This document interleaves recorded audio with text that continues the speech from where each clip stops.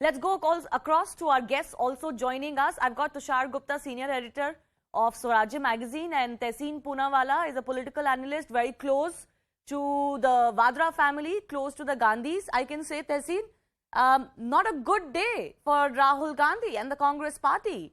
And the Congress party is unable to separate Rahul Gandhi with the benefit or the future of the party itself. How long is this going to continue?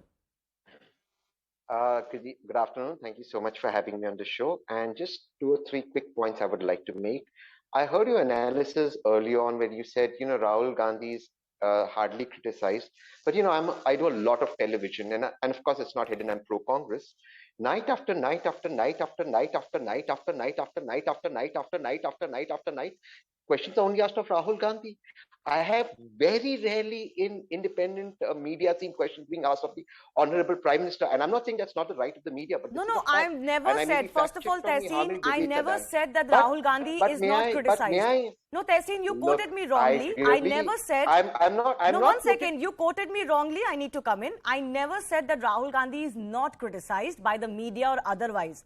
What I said was that Rahul Gandhi, internally, why is it that he continues to be in the position and a power center despite the fact that their own leaders are criticizing him? That's what I said. Huge difference. Okay, anyways, the fact of the matter is, I do believe night after night after night after night after night after night, Rahul Gandhi is criticized, and the question is only asked of him.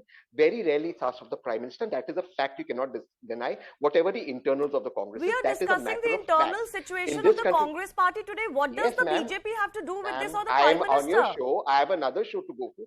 Please allow me to make my points. I have understood. I will make my points, and I will make them coherently. If you keep interrupting me every 10 seconds, then it becomes... What does the Prime Minister have to do with this? So why are you dragging the Prime Minister into this?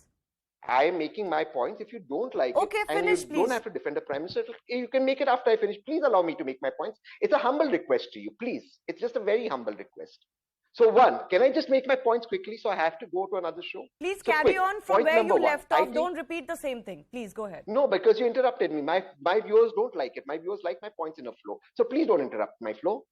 One, I think night after night, Rahul Gandhi is criticized, not the present government. I think that's not healthy for democracy, but that's my point of view. Now let's come to Congress, because that's what we're discussing. A, if Ghulam Nabi Azad thinks today he's become Azad, I want to wish him all the best. But here are certain facts about Ghulam Nabi Azad Sahab. I'm not making these facts today.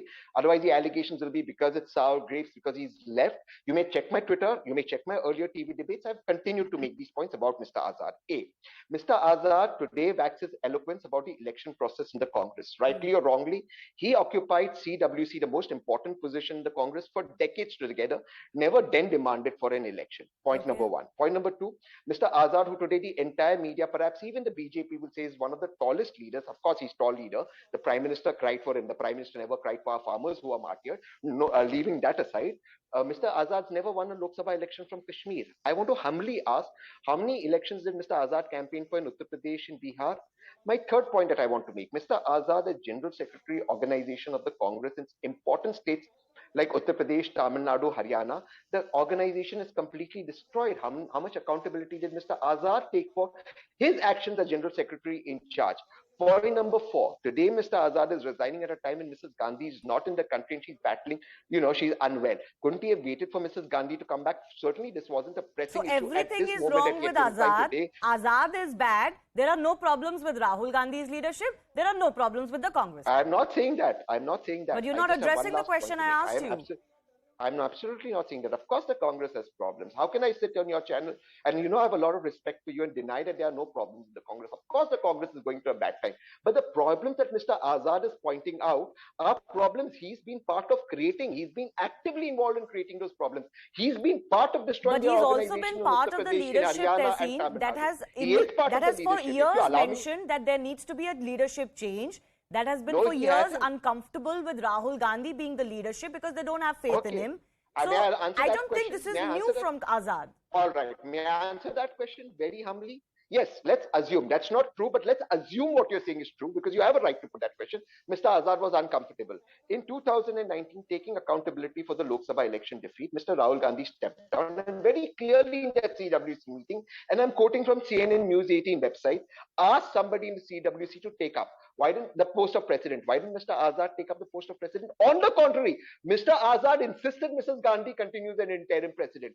Today, letter that Mr. Azad has written. I What don't think language? he's saying anything Somebody is a against peon, Mrs. somebody is a Gandhi. watchman. Mrs. Do you Gandhi think- is not able to continue in fine. full capacity. That's a separate fine. issue, but he's not saying anything against Mrs. Gandhi, That's frankly. fine, but even right? when he's One saying second, about Mr. Tessin, Sanjay I just Jha, have one point to make. Sanjay Jha, political analyst. I got to leave. Thank you so much. I got to leave. Thank you. Okay, let me go across to Tushar Gupta also, who's joining us. Tushar, you know, this is the problem. You ask direct questions about what's ailing the Congress party, and clearly everybody is pointing out to Rahul Gandhi. The media is not doing it. The media doesn't have to do it. The BJP doesn't have to do it. It is the Congress leaders themselves who are doing it. And yet, the Congress just continues to defend him. Fine, they will have to defend him, but where's that internal process to move ahead also? Good afternoon, Shivani. You know, almost a year ago, when a lot of things were happening in Punjab, the tussle between Sidhu and Captain Amrinder Singh, on your show, I was there, and I remember you asking a very important question, that how many more exits before the Gandhis finally wake up to the political realities of the day? And look, almost a year later, we are asking the same question, and I'm sure a year later from now, Tushar, can I come back to you? Please just hold on with me. Sanjay Jha is back. He waited a little bit earlier. I want to go back, go to him. Sanjay Jha, you must have heard some of the defenses that were coming from Tehseen Poonewala earlier. What is your take? Is it that those who are leaving are just bad, frustrated, and they were also part of the problem, or that they are leaving because they've just not been heard over the last few years? Well, I think you answered the question. I heard Tehseen is a very dear friend, and he's a very passionate follower of the Congress and supports it vigorously in the TV debates. But, you know, you can't be living in a fool's paradise. I'm sorry. I think this is the problem. I mean, Tehseen is a very dear friend, and I don't mean to be sarcastic here, but he's part of the problem. You know, you can't be living in you can't be delusional about Congress's problems. I mean, I look at politics from a very simple angle. Who's winning? Or if you're losing, how are you fighting back? It's simple. You're not winning and you're not fighting back. So that's the problem for the Congress party. You know, all these veterans who are leaving, what does it tell you, right? It tells you that they are not optimistic anymore. They're not hopeful anymore. They don't have sanguine expectations of the party's future, which is so sad, because the Congress is part of India's historic freedom struggle. Yes. It's been in government for 55 years.